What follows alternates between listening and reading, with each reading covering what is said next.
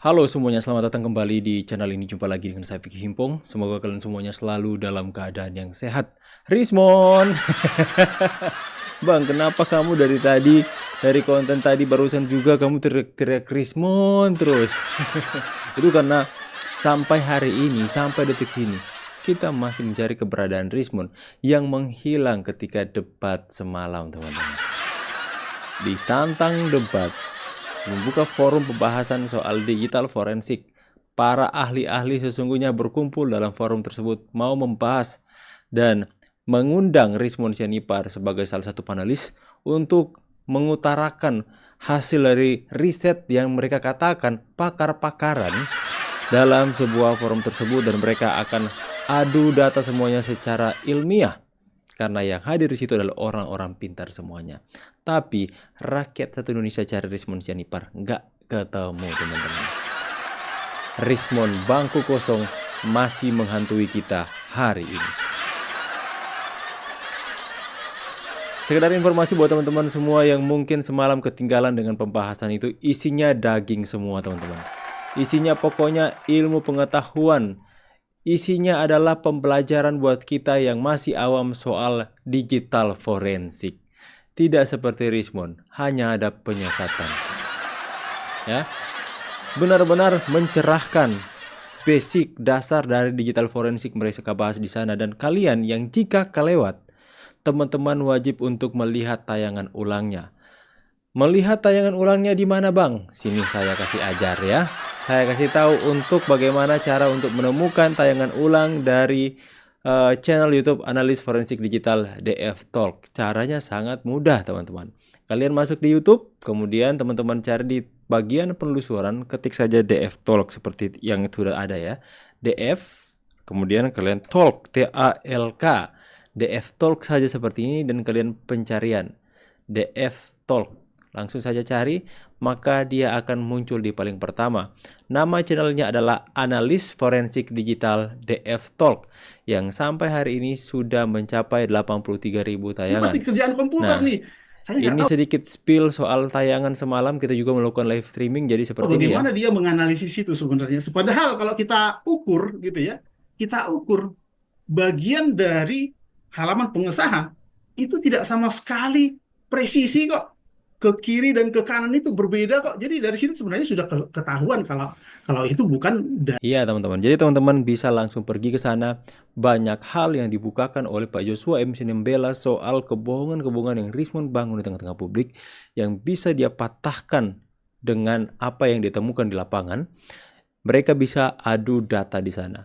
Bang Joshua M. Sinembela juga menunjukkan screenshotan chat mereka, di mana sebenarnya Rismon ini sudah di WA oleh Pak Joshua M. Sinembela untuk bertujuan untuk menyadarkan beliau, karena beliau bawa-bawa ahli digital forensik, sedangkan profesi dari Joshua M. Sinembela adalah ahli digital forensik.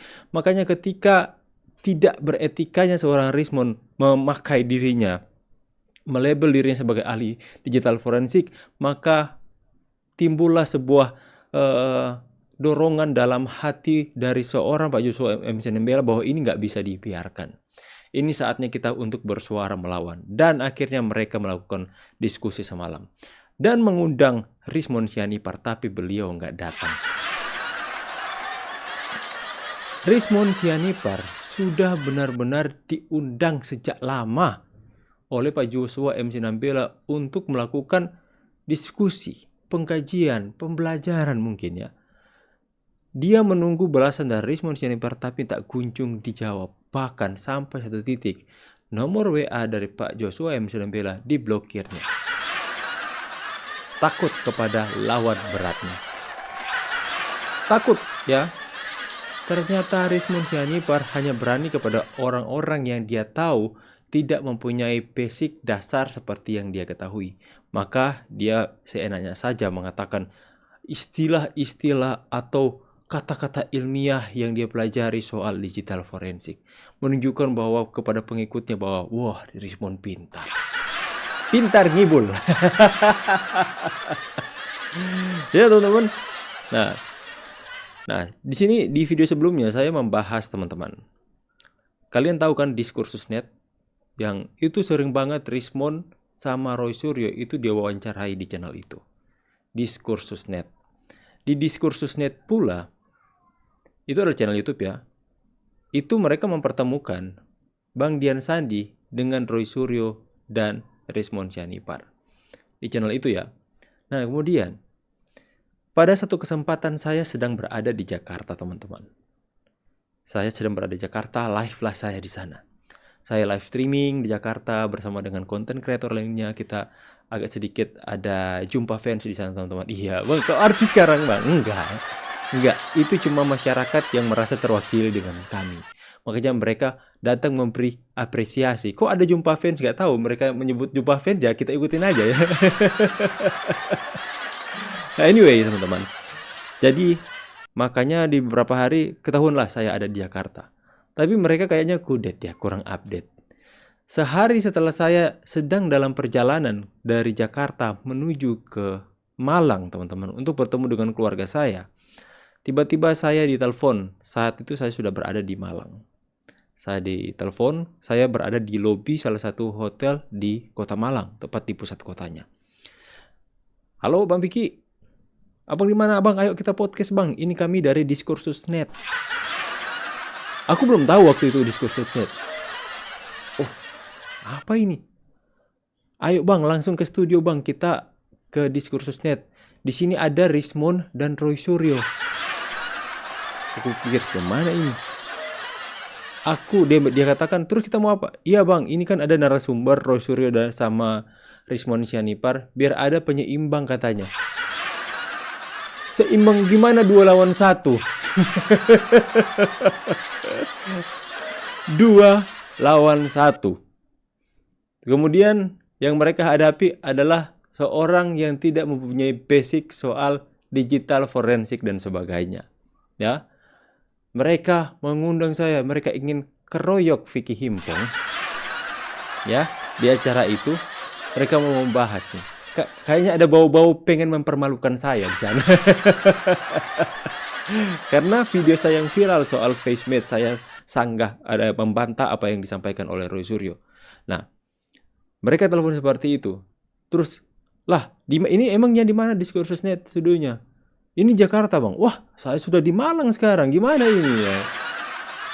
Jadi intinya di sana di studio katanya sudah siap. Nggak tahu di studio atau di mana. Yang penting mereka sudah mengkonfirmasi bahwa Roy Suryo dan Rismond itu sudah siap untuk melakukan podcast. Dan saya yang akan menjadi narasumber atau penulis berikutnya yang akan menjadi penyeimbang katanya. Nggak seimbang bos.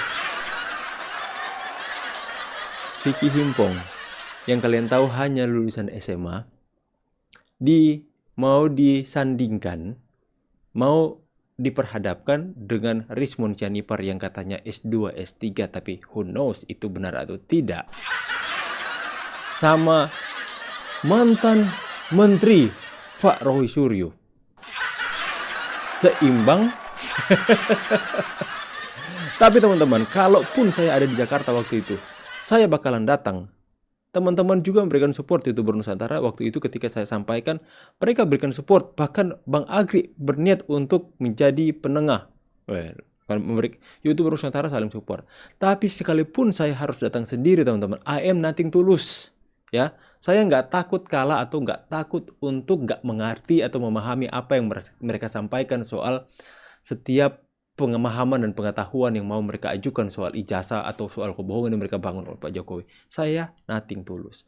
Saya nggak takut kalah. Sekalipun saya nggak mengerti apa yang mereka sampaikan, saya ini nggak ada basic di situ. Saya nggak ada basic di situ sama sekali, makanya saya nggak takut untuk nggak mengerti mereka. Yang saya takutkan mereka yang nggak mengerti bahasa saya. Pasti mereka mengerti lah bang. Iya. Pasti mereka akan mengerti basic dasar yang saya lakukan soal FaceMate. Itu adalah hal yang mendasar kok. Bahkan saya dikasih tahu sama ChatGPT. Ya, saya mempelajari hal dasar soal algoritma FaceNet itu seperti apa. Bagaimana hal-hal yang mempengaruhi untuk software AI itu untuk mendeteksi ada faktor-faktor yang mempengaruhi keakuratan dia untuk mendeteksi sebuah wajah itu mirip atau tidak, match atau tidak. Ada faktor-faktor dan itu adalah hal yang mendasar. Makanya saya heran, saya yang tidak mempunyai basic sekolah di bagian itu bisa mengetahui hal itu, tapi kenapa mereka nggak menyampaikan itu kepada masyarakat? Malahan mereka mengatakan bahwa ijazah Pak Jokowi adalah 1 miliar % palsu hanya berdasarkan dengan AI yang bisa saja itu ada faktor-faktor yang bisa mempengaruhi keakuratan. Kan itu nggak fair. Makanya Rizwan itu cuma berani sama lulusan SMA saja. Cuma berani sama saya. Giliran ditantang sama ahli, benar-benar ahli, lulusan dari Hokkaido University, Japan, ya. Diundanglah lawan seimbang, orang yang benar-benar paham, ahli. Joshua M. Nembela, ada Pak Nuh di sana. Ada juga Bapak yang lulusan dari Hokkaido itu soal digital forensik. Ada juga orang yang menulis soal digital forensik. Penulis ini teman-teman ya. Knowledge-nya jangan ditanyakan lagi. Mengundang Rizwan ke debat tersebut. Nggak datang. Sampai hari ini nggak beri klarifikasi dia. Ada orang yang sudah cari-cari, mon, pakai handphone kan. Mon. Jadi kan orang masyarakat pikir, kenapa ini masyarakat udah kayak gini nih, mon. Mereka pikir kan cari Pokemon. Nggak taunya cari Rizwan. Ya, jadi seperti itu teman-teman. Mereka hanya berani untuk menyampaikan riset mereka kepada orang yang tidak mempunyai dasar atau knowledge yang lebih soal membantah argumen mereka.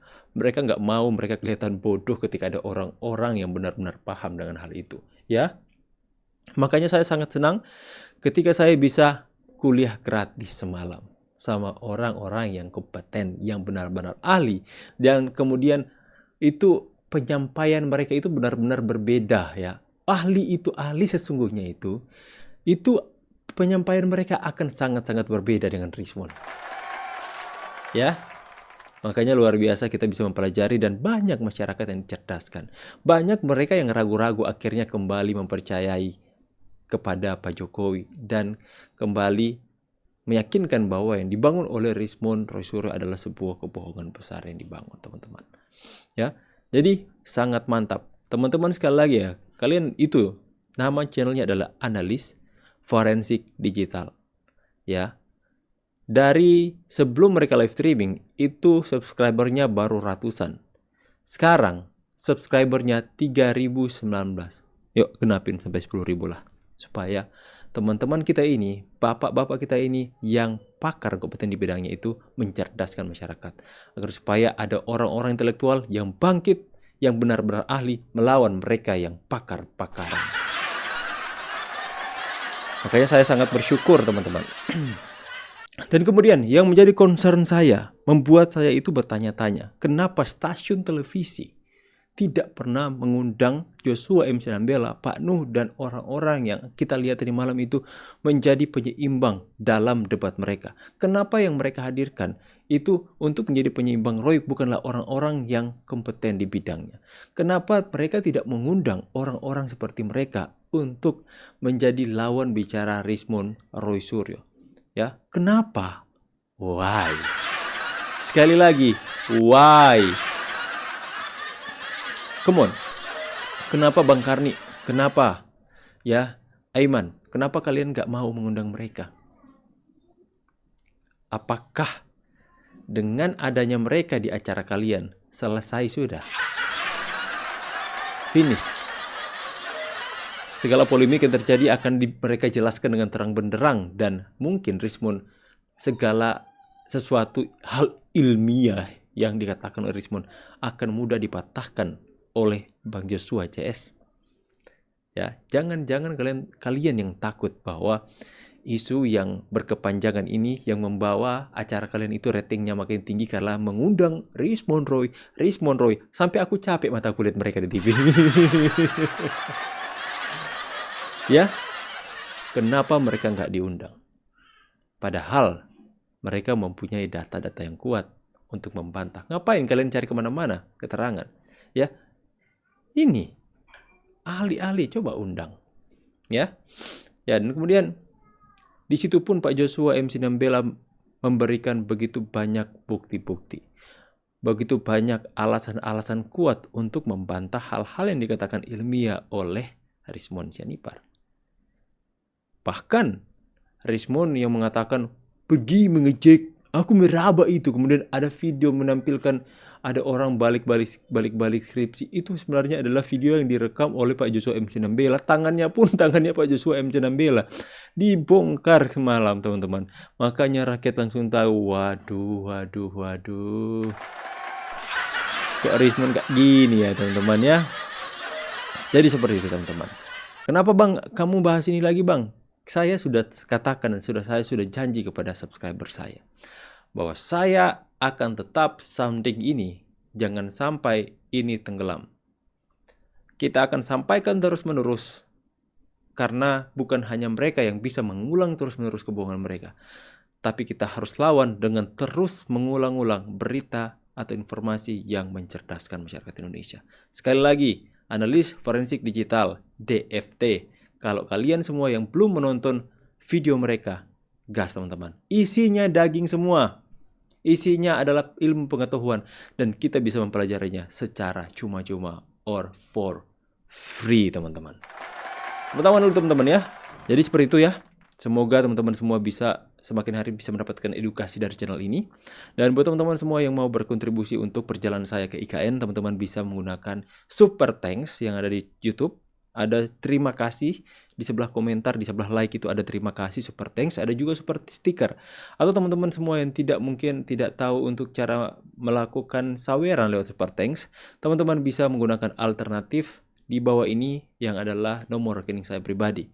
Kalau Super Thanks saya akan mendapatkan pendapatan itu di bulan depan, tapi kalau lewat ini langsung teman-teman ya. Saya berharap kontribusi kalian itu pasti akan sangat berguna buat saya dan buat kalian semua yang sudah berkontribusi. Semoga kebaikan kalian semua dibalaskan berlipat kali ganda oleh Tuhan Yang Maha Kuasa. Dan terima kasih sudah mendengarkan curhatan saya hari ini. Semoga kalian semua selalu dalam keadaan yang sehat dan sampai jumpa di video selanjutnya. Saya Vicky pamit. See you and God bless guys. Bye.